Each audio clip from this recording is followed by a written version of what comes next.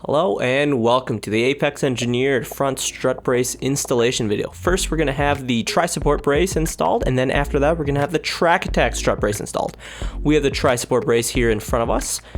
You'll notice that the Tri-Support Brace comes with a fully welded main brace. Now this goes from side to side, and it is fully welded so it does not transfer loads left to right. You'll also notice that it has holes in there that attach the tri-support arms to, and those tri-support arms bolt in rather than have pivots, and then you have the firewall brace that it attaches to as well. For this install, you're going to need a 9/16 socket, a 7/16 drill bit, a ratchet, and then you're going to come with a hardware pack. The hardware pack is going to consist of the following. It's going to have 4 of these carriage bolts. You'll have 4 of the 3/8 washers and 4 of the 3/8 lock nuts. And for you bad and bougie guys, this is the full Track Attack front strut brace. Fully welded and very little, if any, movement at all left to right. For the install, you're going to need a 9/16 socket, a 7/16 drill bit, a ratchet, as well as the hardware pack that we're going to provide are going to come with these 4 3/8 carriage bolts, 4 of the 3/8 washers, and 4 of the 3/8 lock nuts. So now that we're on the car, we're going to go ahead and take the strut nuts off, hand tighten those nuts on the strut towers, and then jump to the other side and do the same thing.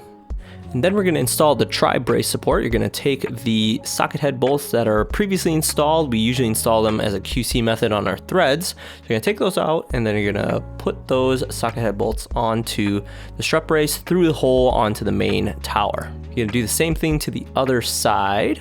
And pro tip here is you're going to be able to use that back brace to kind of get your hole locations left to right.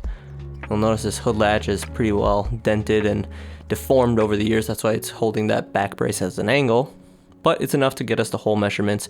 From there, you're gonna slide the carriage bolts through the brace and then through those 7/16 or 3/8 holes that you had put in.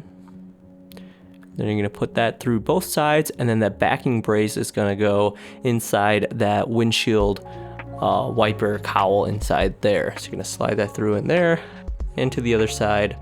And then you're going to run those 3/8 washers and the 3/8 nuts through that. And you can go ahead and tighten those down to 55 foot-pounds, and then the socket heads on the tri-support brace to 50 foot-pounds as well. And now it's going to be installing the full Track Attack strut brace. So we're going to go the same way like the other one. We're going to take the nuts off of the strut towers, and then we're going to line up these pretty much in the same way. You're going to drill those holes, but because these are already pre-drilled, it's going to make this install a little bit quicker for you guys. So you're going to go ahead and put the backing plate just like how you would on the tri-support brace. Same thing with the 3/8 washer and the 3/8 nut. You're going to put that in the back there. And you're going to torque those nuts to 55 foot-pounds, and then the strut towers as well to the factory spec.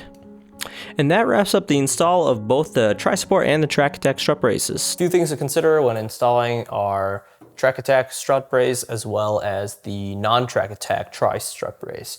The strut brace would be bolt-on as far as these 3 top holes. There is drilling that's going to be required into the firewall. The one thing that we have found as far as the strut braces go is they do clear the LS engines as long as you got a factory intake manifold and you're using our engine mounts. They do clear the RV25. We're not sure if they clear the RV26. If you do have an RV26 and you have purchased the front strut brace and it does clear, leave us a comment in the notes below. And the JZ engines, they also do clear.